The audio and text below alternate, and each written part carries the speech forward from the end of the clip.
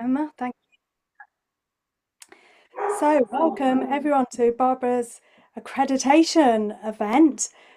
This is an exciting celebration of her diploma journey, and it's nice there's many people here that have been on the group diploma adventure with Barbara and people from other places. So, yeah, it's exciting.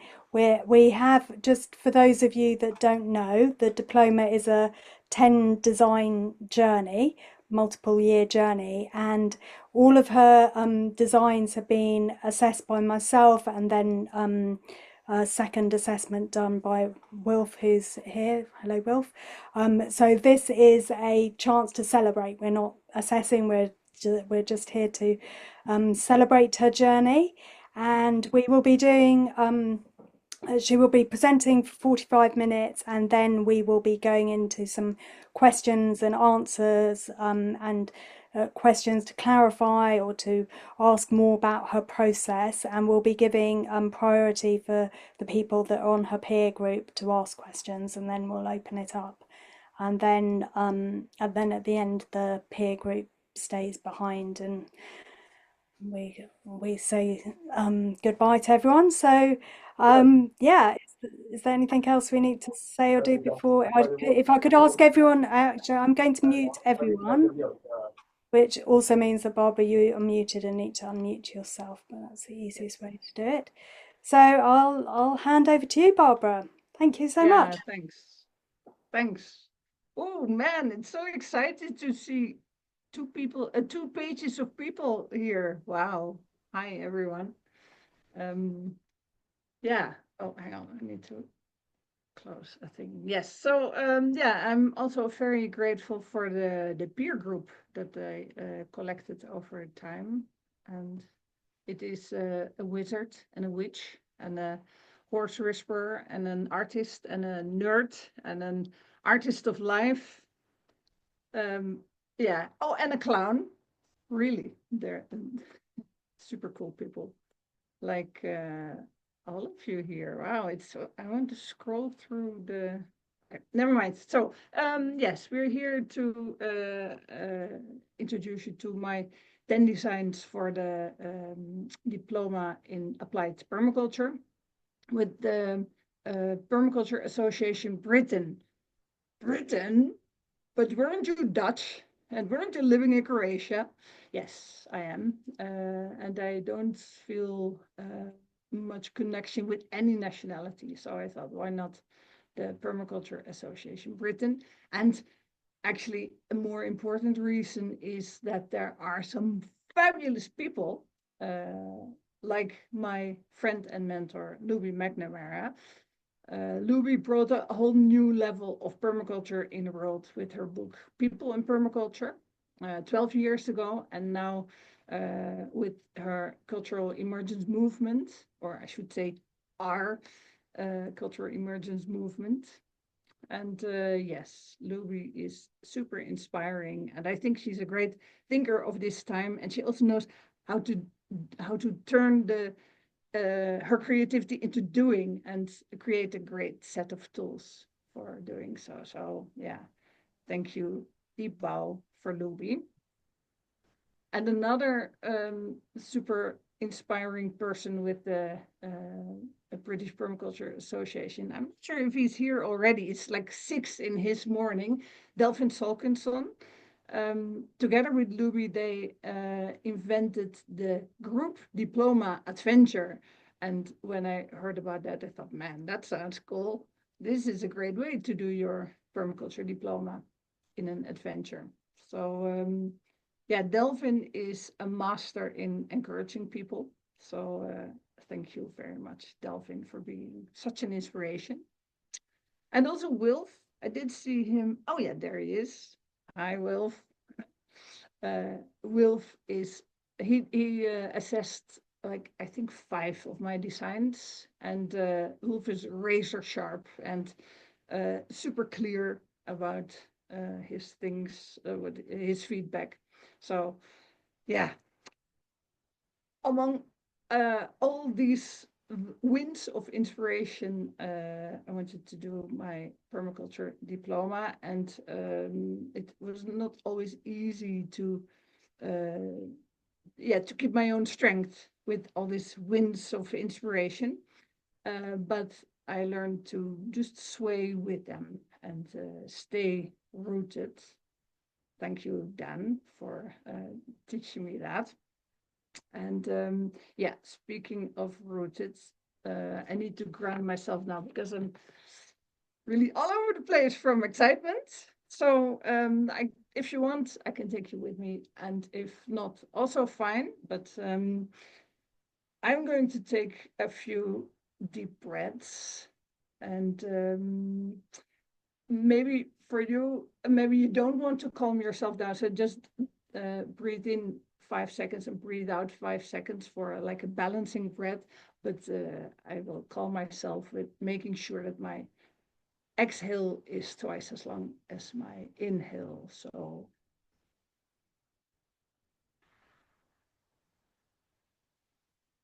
and on your exhale, you can let go of the daily things of today because you're here now.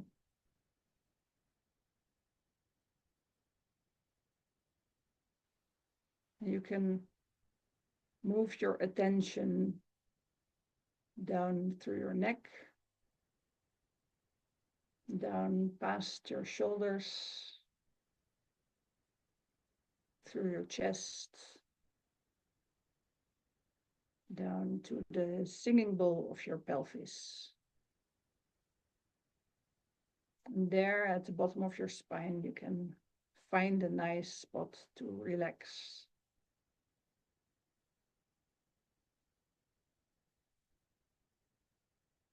And from that spot, you can come back to this room while having your attention low in your body, not up in your mind. So, back to business.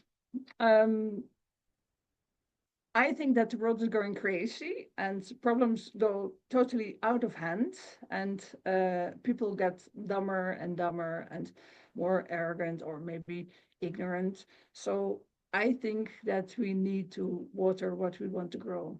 And yes, the world has its problems, and we can do our own thing to get back into balance.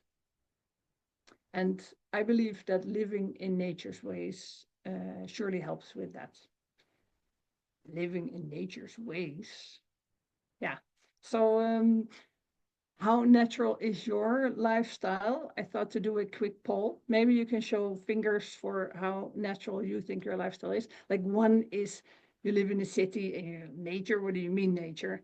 And 5 is Sabine Engelhardt. Now you might not all know Sabine, but Sabine lives off grid on a Croatian island, and she built her own house, and she's super cool. So I go for 4. And now it's your turn to show fingers for how natural you think your lifestyle is. Oh, cool. Yeah, I see some 3s and some other 4s. Oh, cool. Nice. Yeah, I knew it. You're a cool bunch of people. So, that is what I've been designing over the last few years. What can I do to live a more natural life and with that make the world a better place? And not only better for me and my family, but also for our land and our local climate and our future village, and maybe rippling out further and further. And when I explain permaculture to people who don't know much about it, I like to explain it like this. And this is the moment that you want to look in speaker view so that you can see my drawings on a piece of paper. So there are 2 farmers with a similar piece of land. And this farmer grows wheat or rye or some cereals. And he has a tractor. And before he can even start sowing his seeds, he needs to plow his land. And he needs to plow, and then you go over your land again to make the clumps smaller. And of course, his tractor breaks down, and he starts swearing, "Bitch, kamateri, yeah, bam!" The tractor breaks down, and his wife says, "Hmm?" And he says, "Baby, baby, baby." So yeah, he's not super happy. He lives from subsidies, and when the horrible weed beetle comes one day, yeah, his crop doesn't make it, and he's a bit jealous of his neighbor. He calls him the silly hippie. The silly hippie inherited the land from his grandfather, and there were some really big walnut trees already on the land, so big that they don't fit on my piece of paper. And yeah, these are really old trees. So in between, he planted some younger ones as a succession. And in between the walnuts, he planted hazelnuts, because the winds come from that side, and hazelnuts work well as windbreak. And he has kids that love raspberries, so he planted some raspberries to climb in the hazelnuts. Then he thought, you know what, all this land, let's plant some apple and pear trees. So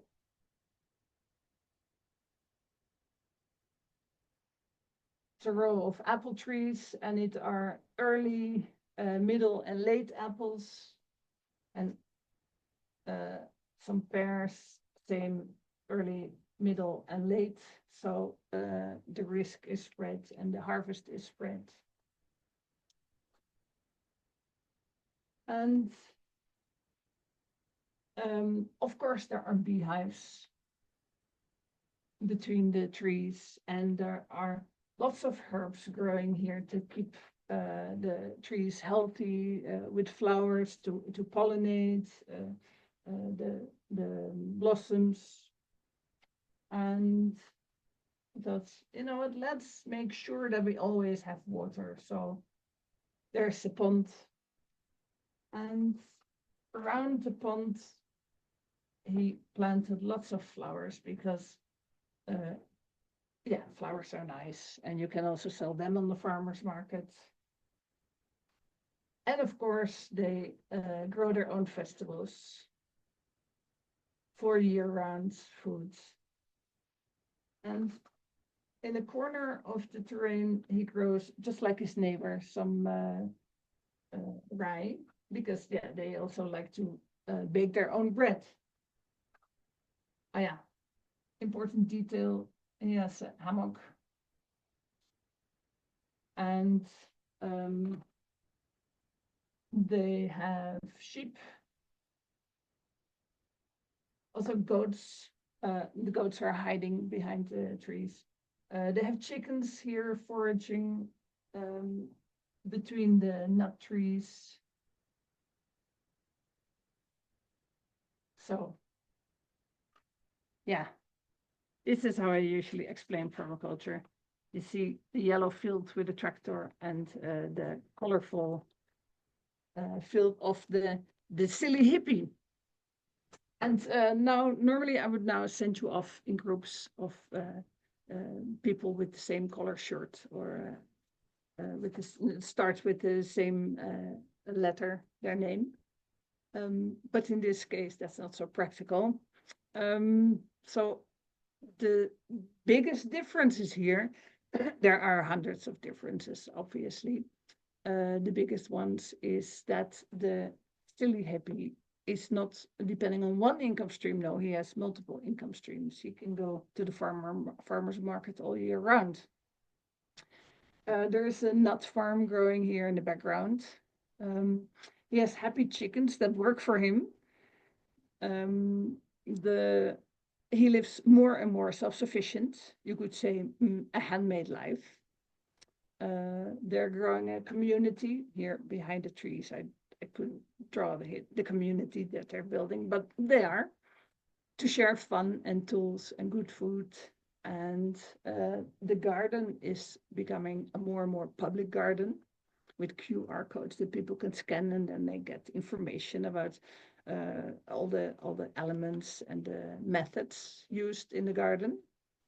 And it actually seems that this silly hippie is thriving harmoniously into the future while using the cultural emergence card bag.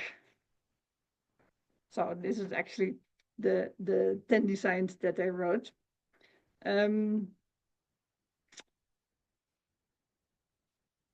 So I'll start sharing my screen now.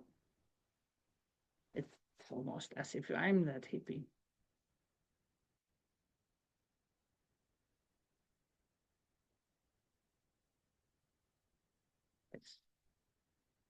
There you go. So these are the 10 designs that I wrote up. And I started with number 10. Of course, I didn't start with number 1.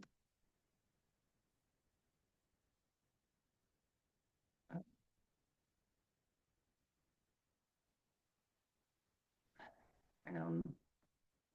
Yes, number 10.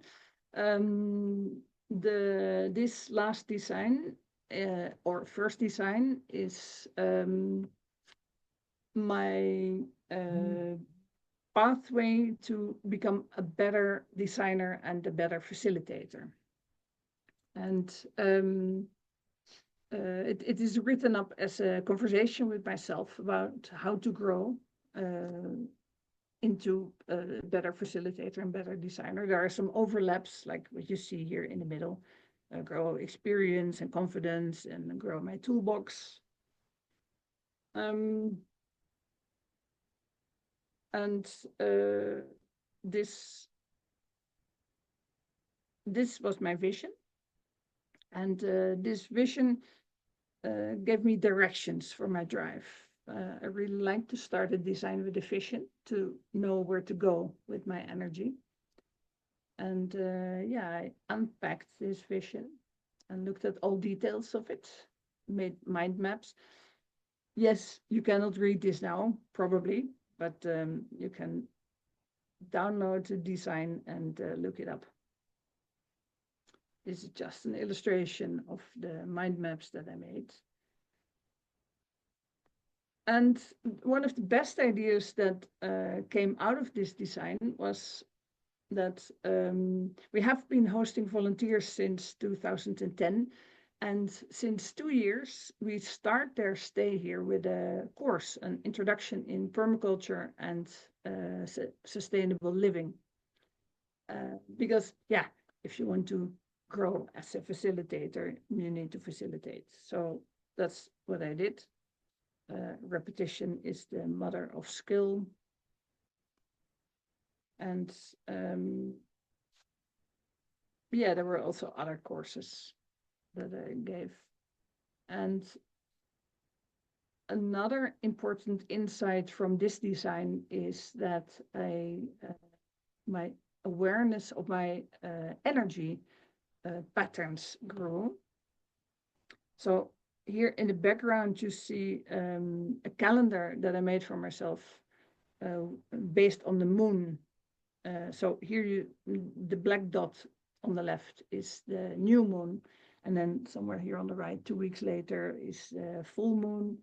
And I noticed that this energy of celebrating around full moon and starting new things with a new moon, that's if you use this energy, you can go much more with the flow. Also, the annual cycle. I wrote up the majority of the designs in winter, because winter for me is a nice introvert time. Yeah, where I have time to focus and not be so extrovert outside. And how to monitor all this growth? Well, Peter Cow inspired me to make, so he made a check-in tool for his facilitator's path. And yeah, I made one as well for my facilitators and designers path. The only thing is that I focused on the questions and not on the answers. So I wrote down all the questions and I did have space to answer them. So I need to speak with Peter Cow about how he solves this. I think turn it into a workbook or something with lots of space for writing. So this is, yeah, following the principle of making progress visible. And another tool I used a lot is this checkboxes tool, sort of gamification of things that I wanted to remember. And here, for instance, the 9 forms of capital. When you speak about that, it's nice to remember all 9 forms. And in the beginning, I remembered only 5 of 9, and that went better and better and better. These are all the times that I brought it up in conversations or in courses. Same with the 10 layers in the food forest. I must admit that the first 2 times that I spoke about it in a course, I think it was, I had a cheat sheet. So that went well. And then the 3rd time, I forgot 2 of the layers. But yeah, later that went much better. And I turned it into sort of a game for myself because, yeah, I'm not so good with boring things. Looby asked to make sort of a timeline for this growth. If you set out a learning pathway, well, how do you know that you have arrived or that you are growing? So also this, I realized that you cannot read it. Therefore, I made a summary. In the past, I was insecure, then I got encouragement, and now I'm a bit more confident. In the past, I lacked experience, and now I used various frameworks for all the designs, and now I see patterns in them. I used to think that designing is a heady and complicated thing. Then I just did it, and now I'm somewhat fluent. Same for my learnings as a facilitator. I lacked experience. I compared myself with others, and I tried to get a grip on things. And then I gave monthly courses, and I gave it a thought, and I let go of the need for grip. And now I'm more experienced, somewhat flexible, and more authentic. And now I can sit back and relax. Earthed, better word than grounded, I think. Trust the process, yes, one of the principles. So another design, another design that I wished that could have lived with me through my whole diploma journey, because the previous one, number 10, lived with me for these 2.5 years, and it's really amazing how much help or how much stone, well, how much a design can do for you when it lives with you for such a long time. And this one I also wish that I had done at the beginning, because it made life much easier. So yeah, it all bottled down. So I looked at various angles of how to live more harmonious and how to live in harmony with nature. And it all bottled down to decision making. And so we can try.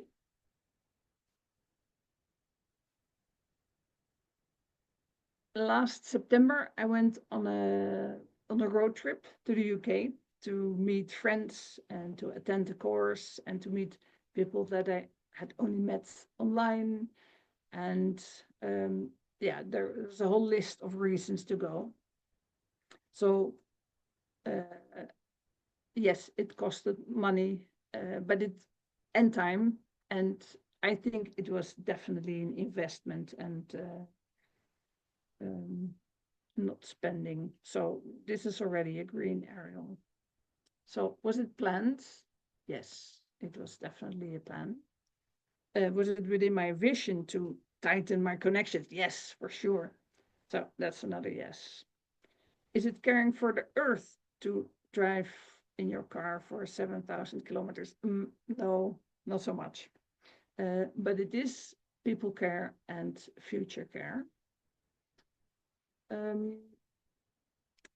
So it's not earth care. Did I consider alternatives? Yes, of course. I considered going by public transport or, hang on, say, Kat, what are you doing? But yeah, I need my freedom, and I visited people that lived very remote, so I already went for 5 weeks.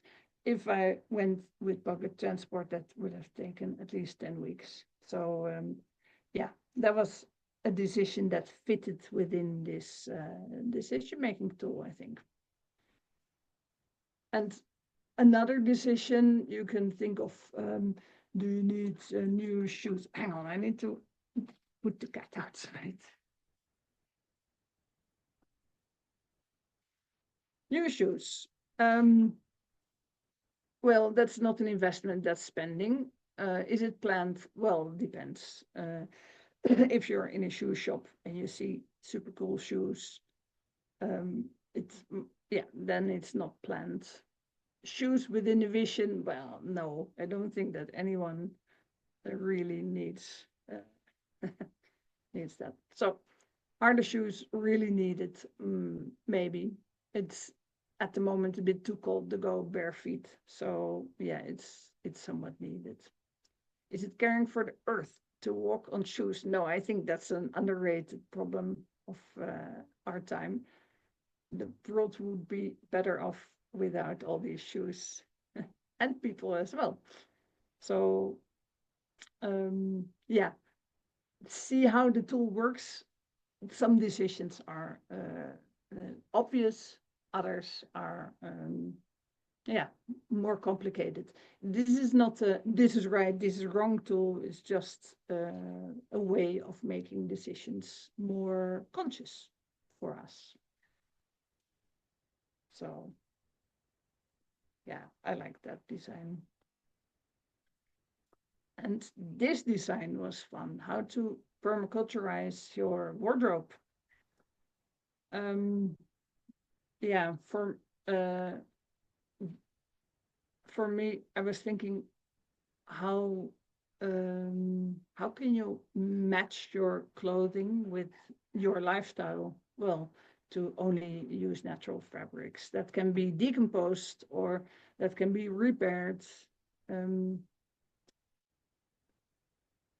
And this is how a wardrobe can fit in with the permaculture ethics. Lots of people care, earth care, fair share, future care. And yeah, unfortunately, I can't go without clothes because we host volunteers and camping guests. So no, I need to be dressed properly. Another fun design is the Garden Speaks. This is the only design that comes slightly close to a garden design.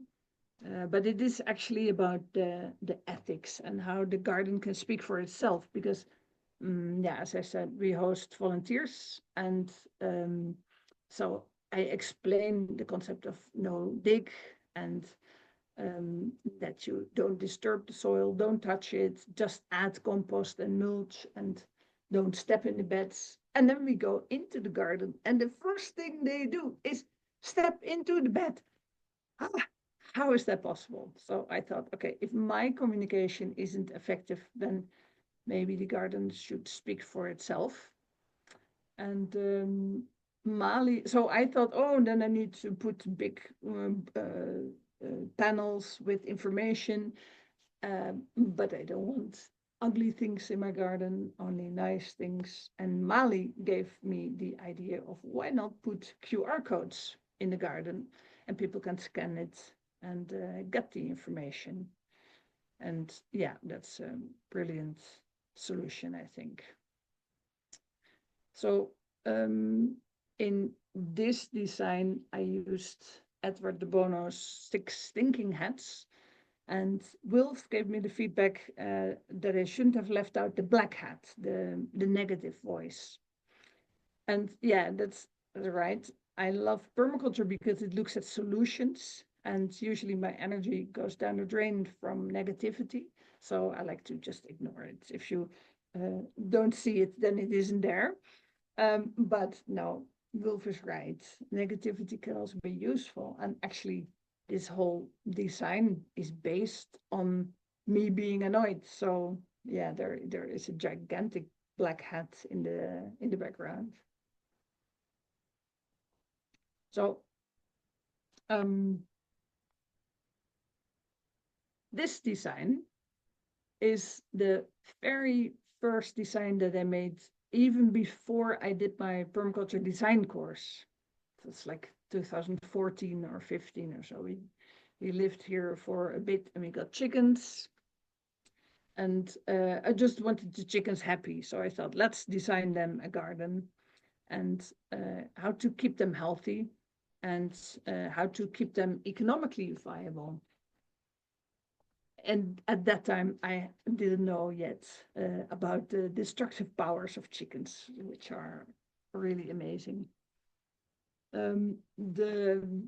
So I tried to bring this design up to diploma level, and that was quite tricky because yeah, I was such a beginner when I wrote it all up, and I used all the tools that I had, like for instance climate info with the wind directions, which are so not relevant for chickens, and also sector analysis and microclimates. Well, chickens really do not care. Or what time the sun comes up in winter or in summer. Chickens don't care about winter or summer. And I even went so far that I used zoning in this design. And chickens so don't care about zones. So yeah, it bringing this design up to diploma level was like renovating an old wooden house where the sun comes through the cracks and you have like 100 years of dust build up. And sometimes it's easier to just put something aside and start all over again. So I learned my lesson the hard way, but I could use that lesson in this design, the nut farm design.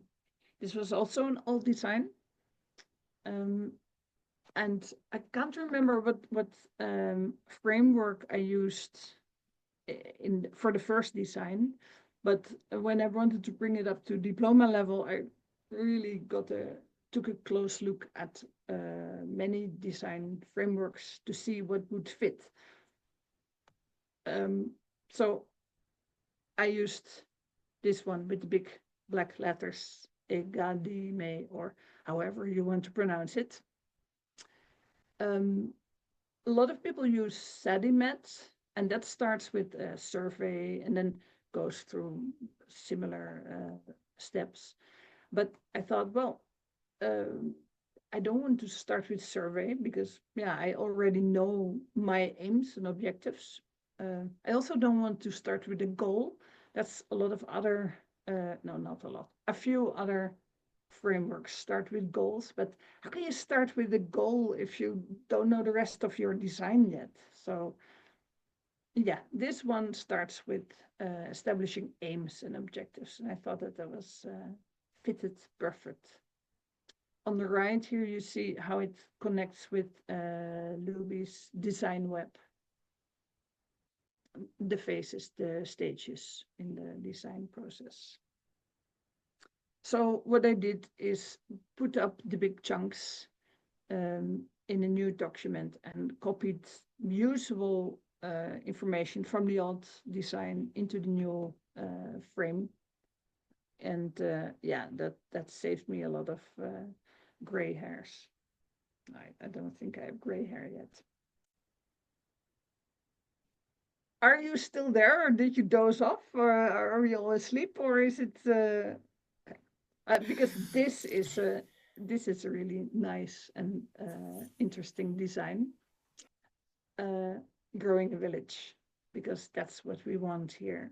We live with our family on something like 12 hectares of beautiful land, super fertile, and we would love to share that with people and share the fun of life and share tools and good meals. So yeah, the previous drawing, I can't go back. That takes too much time. It's too slow. That big drawing is made by a volunteer. He's a landscape architect, Floris Beyer. And here you see 4 details out of that drawing. It's so amazing. We told him how we want old wooden houses, old style, easy to repair. Yeah, how we want a community that's based on people and not on doing. And yeah, this is the drawing that he came up with. Super valuable. It's really a brilliant.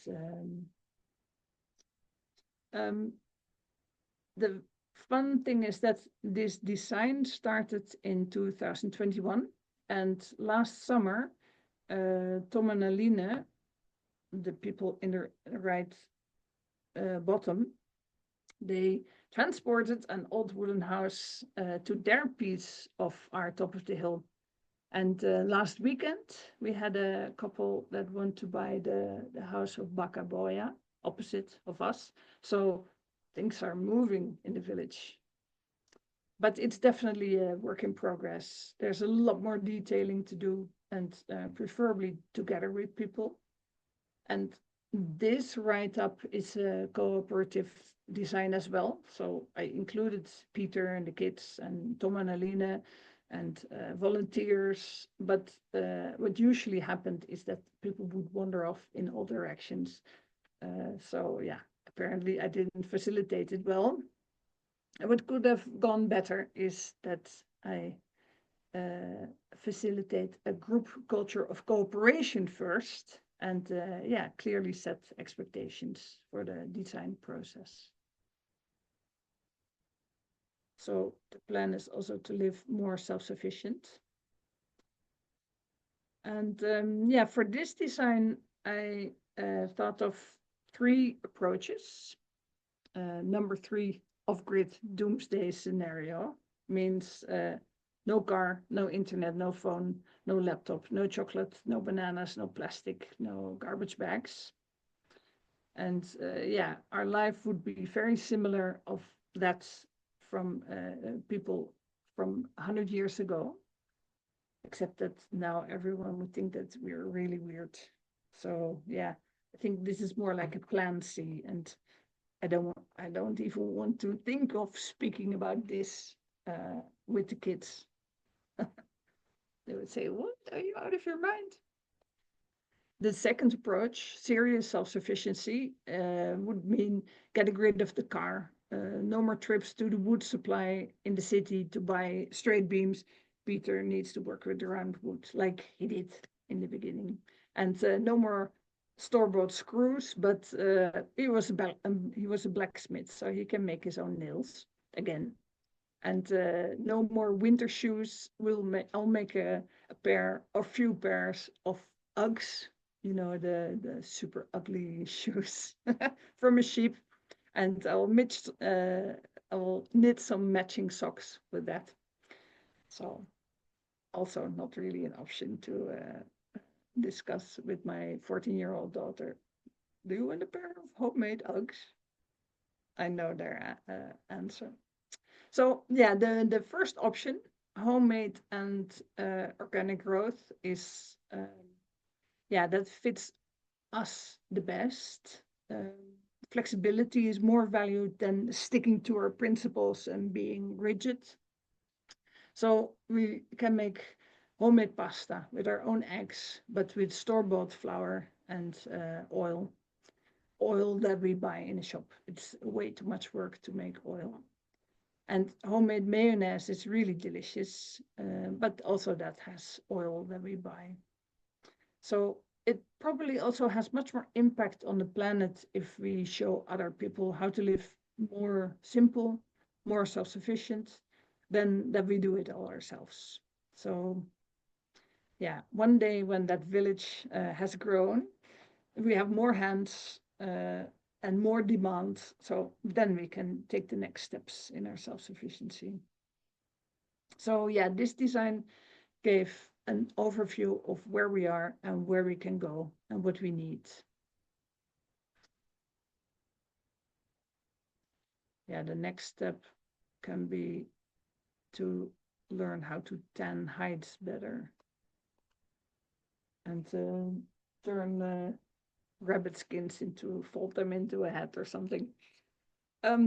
This design I made together with Delphine and Looby, a co-creation, and it is the story of our cooperative design journey for the crowdfunder for the Cultural Emergence Toolkit, and in the shape of a card deck through Kickstarter. And this design is already part of Looby's bigger design, Cultural Emergence Going Global. And this design also has a few smaller designs in it, like a core team design, a card deck design, and a Kickstarter project design. And it was really a joy to design together with these two masters. And yeah, we all had our own approach of things. And at the beginning, we set our group culture. And speaking about the group culture, totally took away all the skill differences and the hierarchy that we might have had otherwise. So, top tip. The next design I want to speak about is Speak Fluent Croatian. So what you see here is my version of an image that I took from the internet, learning styles. So you can learn with others, or you can learn alone. Then you have visual, verbal, physical, logical, making lists. So for all these learning styles, I came up with ideas of how can I implement it? How can I do that while learning better Croatian? For instance, write Croatian in a different handwriting, or sing Croatian songs. So yeah, Matko said one day, "Ti si jedan od nas," and yeah, that's a big compliment. But I think this design needs a bit more implementation. And my friend Paul once asked, "And how is this permaculture?" So this is how this design is permaculture. You see here, earth care, people care, and fair share / future care. I think it shows respect when you speak the language of the country where you live. It gives you resilience, and it strengthens your community. It builds relationships. You get the opportunity to become an active member of your community. Also, fun fact, language is very connected to the landscape and ecosystems. So yeah, this is how this design is permaculture. And that's the end of my presentation. There we go. Wow, well, thank you, Barbara. Amazing. Yeah, wow, what a journey. What a journey that's been. Uh, yes, so we're going to open it up now to questions. So, first, let me go to gallery view. So first, if we open it up to questions from any of the peer group. So questions about if you want to know more about the design, any particular design or the process or key learnings that Barbara's had. Anyone from the peer group want to just either unmute or raise your hand? Dan, over to you. Hello. Well, first of all, I just wanted to say congratulations. It's no small feat to go through this whole process and compile a body of work that's so varied. I really enjoyed reading through it all. And I guess I just wanted to first say that we live a somewhat similar lifestyle, I think. So reading your designs really kind of enriched my own perspective on my own life, and obviously I was interested in stealing ideas from you because there's lots of things that we do that are similar and systems that overlap, so that was lovely to learn from you. But it really says something about your I just think the designs come so clearly out of a kind of whole life experience, and that was very strong for me as a portfolio. You clearly care a lot about the way you live, and that comes up in lots of different perspectives in all the different designs. But I think it's a really strong driving force. Sorry, Dan, just to say that we will have chance to give feedback. Okay, sure, sorry. Yeah. So the peer group now is just asking questions. We will have a whole process for giving feedback. So do you have a question for I Barbara? do have a question. Yeah, sorry. The question is, what's your sense of what designing is now compared to what it was when you started? What's the evolution for you? Yeah. Yeah, in the beginning, I was very confused. How does this work? I wanted to do it right. It was like, oh, I need. It was like complicated, and now I realize that I designed for me. And yeah, today I shared it with you, but I've been designing in the last years just for me or our life. There is not much wrong to do. It's just a process to go through. And so it went from complicated and heady into something that I use to plan my week, for instance, or to just get my thoughts in line for a project. So yeah, much more flow and ease now.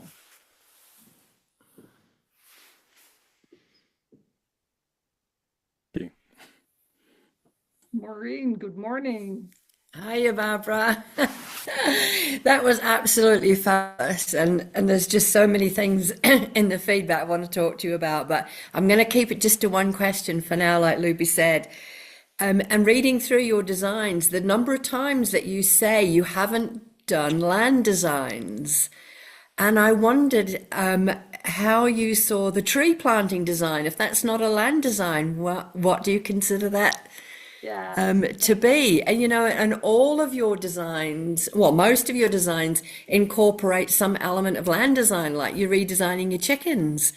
That's very much about the land. And even with your garden, letting your garden speak is still about land. So my question is, what do you consider a land design to be if those aren't land designs, or at least partially land designs? Yeah, it is something that I try not to do, but so now I notice, oh, I do it. I have seen land designs that I thought, oh man, this looks so amazing, so skilled, and so it looks also perfect, and my land designs are like this, So yeah, it is because I compare myself to others that I see, oh, I'm not there. So that's probably it. And yes, you're right. Of course, I have done land designs, and of course, never ever compare yourself with others. Yes. Exactly. Brilliant. Thanks, great question, Maureen. Skyjin? Congratulations, fellow bunny designer. Oh, Barbara, this is so wonderful and so uplifting. And we actually all here in the guild, the surprising bunny designers, and I've been so privileged to become your colleague and to follow you and your honesty, your sharp eye, your pattern recognition and support, such a supportive person. So this is really a celebration of also how you are in the movement, in the cultural emergence movement, I think, and to so many of us. What I thought about is like, the write-up. People always talk about the write-up being an obstacle or a limit, or oh, I have to do all this documentation and write-up. So I was thinking about how the progression of your designs became like a pattern of writing up that you like to do, that you want to continue in your work as a consultant and as a designer. Is there one particular design where you found your kind of, this is how I would like to write up designs going forward? Not only doing a diploma anymore because I have to do it, but now this is useful for doing a design for a client or something, Useful for others. Yeah. Yeah. I wrote it up and a for process myself. you love to do. Yeah. So my designs are quite wordy, lots of words, because yeah, I also use them in courses as a teaching tool to show people. And yeah, then you need a bit more explaining. And I thought if I write it down, I don't have to do the talking. They just can read it and understand it themselves. For clients, yeah, well, actually, when I was in your peer group, Skyjin, I saw that you use super short, simple, very concise, bullet pointed designs. I think that can work really well for other people. Yeah. On the other hand, for me, like these bullet points, they leave so much space for interpretation. And did I understand it right? Or no, you can multi-interpret it. But yes, most people love bullet points, and I'm not so good with them. So yeah, I think that would be good for clients. Yeah, short, concise, and talking with the client, in connecting with someone else, you can explain much more. Thank you. Thanks for the question, Skyjin, because you're right. Writing up can be an obstacle for people. So Eva and then Laura. Hi, Hi, Eva. Barbara. It's so nice. Oh, there's your baby. Yes, we have a new member. Thank you very much for this. It was very inspiring, and it made me believe that I could maybe also do my diploma program. Yes, you can. So it is, and it's also very beautiful to see how creative it is. And I thought it needs to be very strict and precise and with a ruler, but this is like, oh, there's so much freedom in this. So thank you. I have two questions for you. One is, which was your favorite design and why? And the other is, did you recognize any pattern of difficulties in your designs, like a point where you see, sorry, a point where you always go, oh, not this again. So like a big challenge, let's say. Yeah. Yeah, to start with the last, the challenge is usually, I know that Looby wants to read reflections on yourself as a designer, or the reflections on the design process. Oh goodness, no, not again. So that I had to squeeze out. And a favorite design, they're all my favorite. Well, they're all super functional. Like my wardrobe design opened my eyes for, yeah, of course, okay, I'm a woman, but I don't need to go to the women's department in a clothing store where they only have stupid stuff without pockets No, I can just go to the men's department where pockets are like handbags. This is really my top tip for today for all women here. If you want to get rid of your handbag, buy men's jeans. Man, there's like you have two handbags, a left and a right handbag.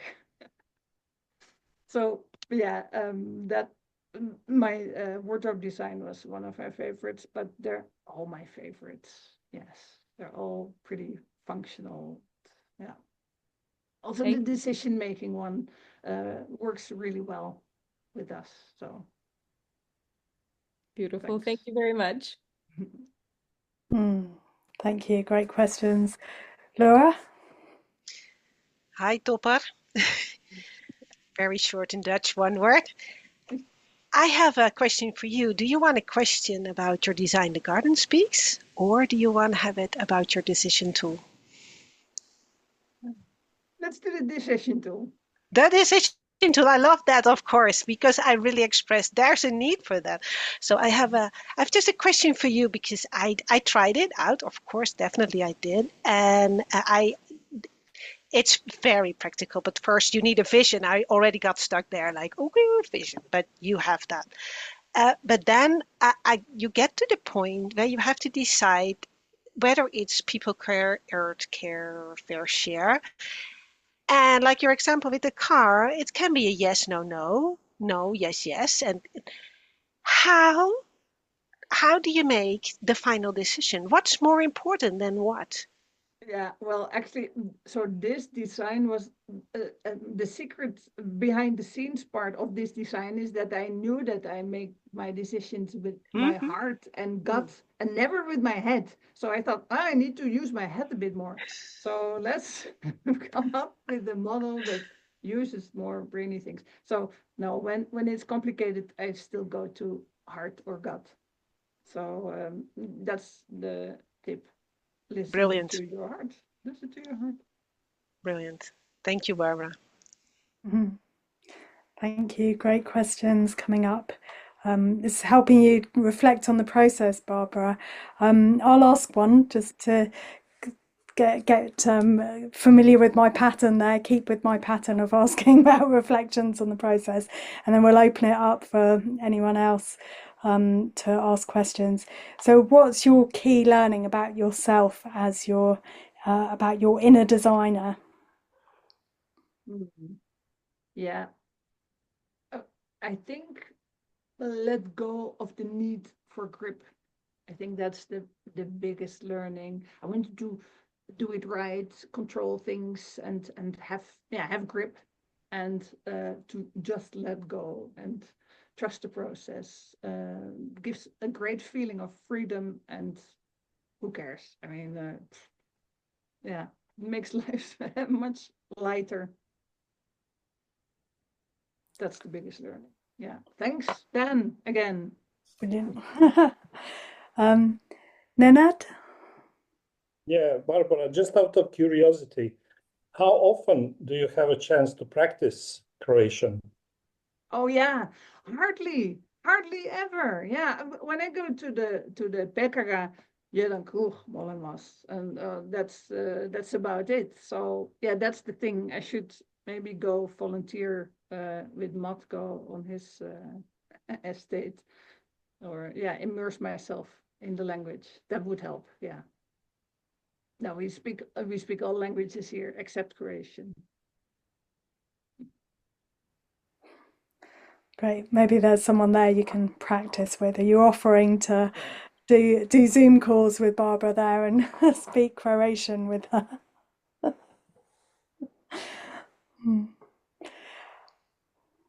Great. Any other questions, hands from anyone? Let's see. Don't know, Wilf, have you got anything? Any question? Barbara, I guess you've asked a lot of questions already of her. Anyone else?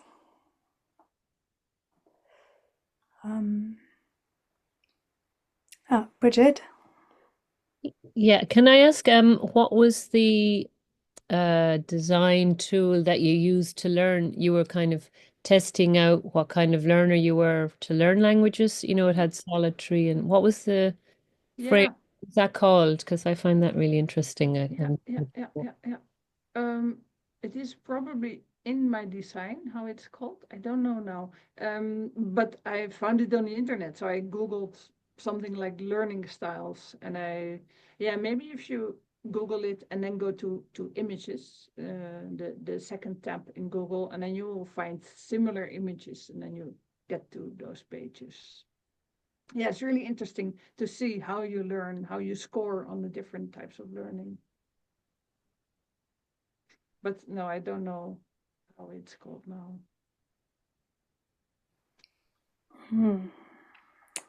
And you can also go and look at Barbara's design and find it in there. She's got put a link in there in the chat for her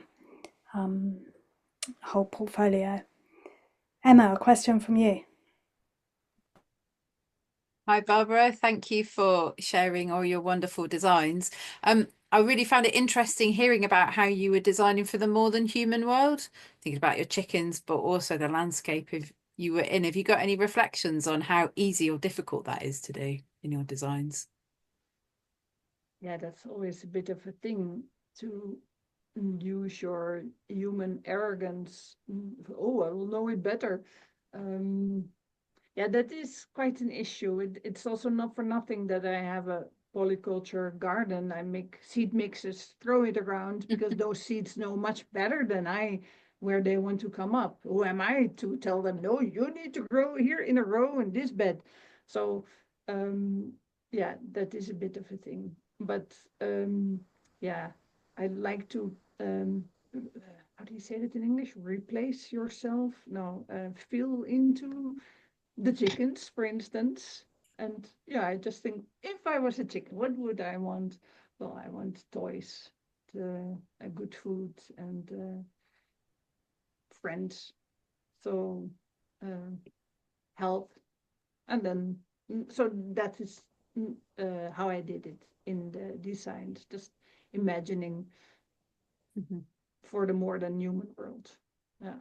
But from my own background, so yeah, I could be completely wrong. Maybe I have very unhappy chickens. Yes, that's possible. I don't think so. And Barbara, another question from me there. What was your key learnings about collaborative designing? Yeah, that should be super clear and facilitate that well, and not trust that process, not let that go too much. No, I have a little bit more grip on that process because I know how to write up a design and how to make it ready for a diploma level, but people just think it's a brainstorm. So yeah, have a little bit more guided facilitation there. But yeah, I love to co-design. At the moment, I'm working together with Laura on a happy traveling design, how to make traveling enjoyable and that your body stays healthy. You know how it is when you travel. It's after 2 days, your whole system goes like, but well, not with our design. And I'm designing together with Sky Jin and with you, Looby, and Emma. So yeah, I think that's from now on, I will only do collaborative designs. Use the intelligence. So that leads me into asking you, what are your future plans in terms of designing? Then I know you've got many plans, but yeah, how are you going to grow your designer from now on? Yeah, well, we need some designs like a natural grey water cleaning swim pond design. That's I started with some notes last weekend, and yeah, that's a design we really need. I need to swim on our own land and not drive 13 kilometers to the river. So yeah, I design my week usually. And the thing is, if you make a to-do list, you have with the doing part. But if you design your week, you have a whole holistic approach of your week. How do you want to feel? Who do you want to be that week? Where do you want to put your attention? So, yeah, I love that. Brilliant. Any more questions?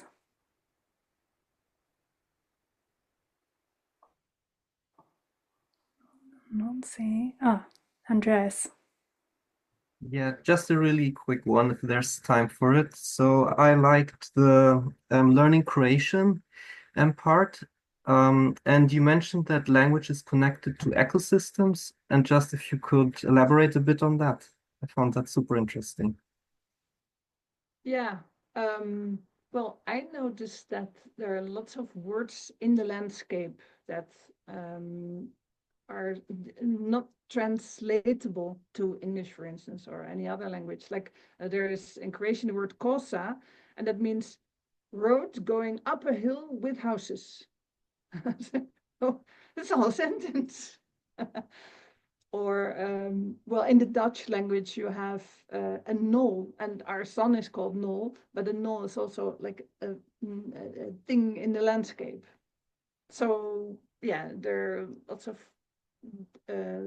location-specific words, yeah, that give you much more understanding of the local area. Like I live in Hivkovic Kosa, and the next hamlet is Knežević Kosa. So now I understand, oh yeah, Kosa, that is that road up a hill with houses on the scattered houses. Is that an answer? Lovely. Elias, if I said your name correctly, so You can apologies also if I say haven't. Jajo. Jajo, you can call me Jajo, yeah, much easier. Hi, Barbara. Hi. Hi. Congratulations for today. Amazing, amazing. So celebration. So it's an important tool. So how do you think to use that in future, and especially today? Celebration as a tool, or? Of course. Yes, well, we have volunteers that are really good at celebrating, and my husband Peter is also really good at celebrating, and my daughter already bought a bag of chips. So yes, no, we are totally prepared for celebration. Noel is making a fantastic dinner for tonight. So yeah, life needs to be celebrated always. Yeah.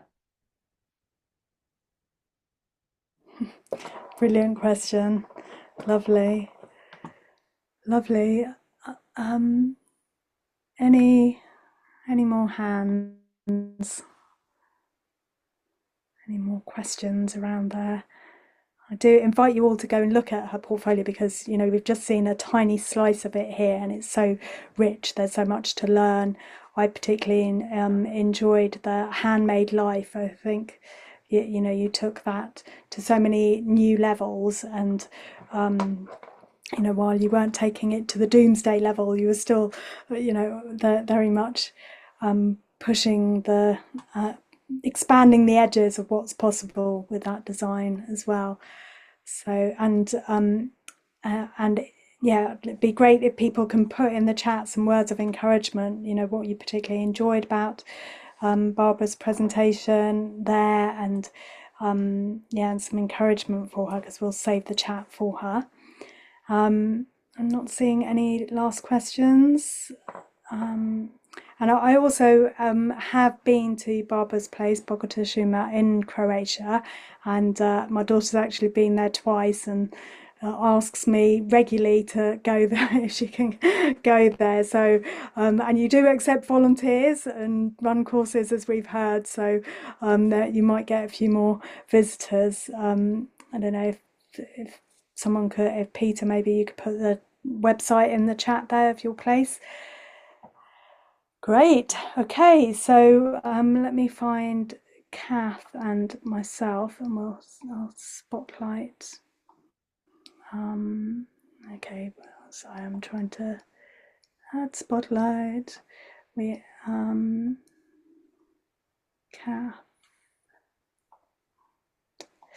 Okay, we have one thing to do here as part of our celebrations. We have we are handing you not just one but two certificates here. One very official one and one very unofficial one. That is for you, and we'd just like to give you a big, really big appreciation of all you've done, all you've contributed to the movement, and I'm sure you're going to inspire so many designers coming up behind you that are like, oh yeah, this is possible, to encourage them. So yeah, wonderful.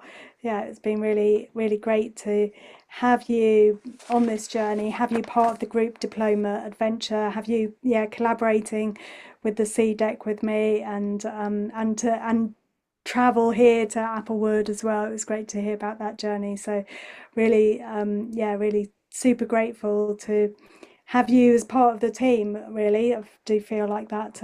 We've got many adventures coming planned and in the process, and just your commitment, your effectiveness, your creativity has just been really wonderful to witness, and your proactiveness of getting things done, and it's really quite inspiring. So and having lots of fun in the process as well. I would also add that into your toolkit, definitely. And I've really appreciated that it's you're effective and fun and creative and productive, all wrapped in one amazing designer. So yeah, I really like to celebrate you. So well, just to end now, maybe we could all come off mute and just give Barbara a big whoosh of like, I'm gonna take me off spotlight, but keep you on spotlight. And like, let's come off mute and just send a big whoosh of appreciation to Barbara here. And if you're on the peer group, and Barbara, stay behind after this. Okay, on the count of three then, big whoosh of appreciation. 1, 2, 3, whoosh! Done. And that appreciation came to you from all around the world. Huge appreciation. So thank you so much. Well done, and thank you everyone for coming. I know some of you have got up early, some of you stayed up late, so I really appreciate all of you being here to celebrate with Barbara and see her amazing journey. And good luck with wherever you are on your designing journey, whether you're just beginning and wondering what it's all about, or whether you've been here for a while. Just really good luck on all your future designings. Last words for you, Barbara, and then we'll let everyone go apart from the peer group. So last words from you, Barbara. So thanks everyone for spending your time here. I hope it was somewhat enjoyable, or that you maybe picked up a thing or two, or maybe that you want to go on your own diploma journey. It's really useful to focus your attention. Was it Buckminster Fuller who said, if you want to know about the future, design it. Okay, well, it's a better sentence, but something like that. So yeah, thanks everyone for being here. Yay, thank you everyone. Could stop the recording now, and you can say goodbye apart from the peer group.